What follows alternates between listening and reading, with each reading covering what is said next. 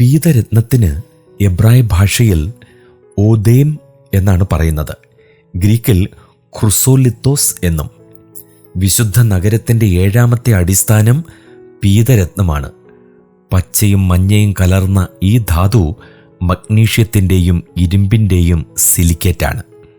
പീതരത്നത്തെക്കുറിച്ചുള്ള കൃത്യമായ പ്രസ്താവന വെളിപ്പാട് 21:20 എന്നാൽ സെപ്റ്റുവജന്റ് ബൈബിൾ പുറപ്പാട് 28:17, 39:10, യെഹെസ്കേൽ 28:13 എന്നിവിടങ്ങളിൽ ഈ വാക്ക് തർഷീഷിന് പകരം ഉപയോഗിച്ചിട്ടുമുണ്ട്.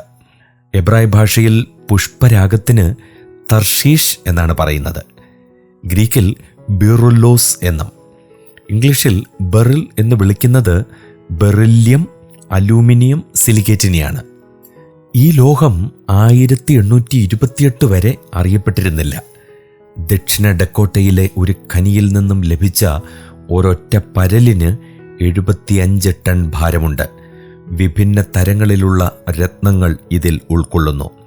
മഞ്ഞ അഥവാ സ്വർണ്ണ പുഷ്പരാഗം, മരതകം എന്നിവ. മരതകം വളരെ വിലയുള്ള പച്ചക്കല്ലാണ്. ഇവയിൽ ഇന്ദ്രനീലവും റോസിൻ്റെ നിറത്തിലുള്ളതുമുണ്ട്. മഹാപുരോഹിതൻ്റെ മാർപതക്കത്തിലെ 10ാമത്തെ രത്നവും വിശുദ്ധ നഗരത്തിൻ്റെ 8ാമത്തെ അടിസ്ഥാനവും ഈ കല്ലുകൊണ്ടാണ്. പഴയ നിയമത്തിൽ പുഷ്പരാഗത്തെക്കുറിച്ചുള്ള പരാമർശങ്ങൾ അവ്യക്തമാണ്.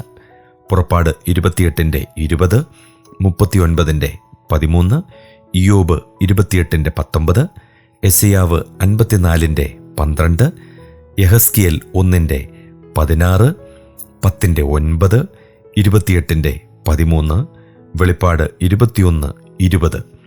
വെളിപ്പാട് 21:20 പുഷ്യരാഗം എന്നാണ് പറഞ്ഞിരിക്കുന്നത്.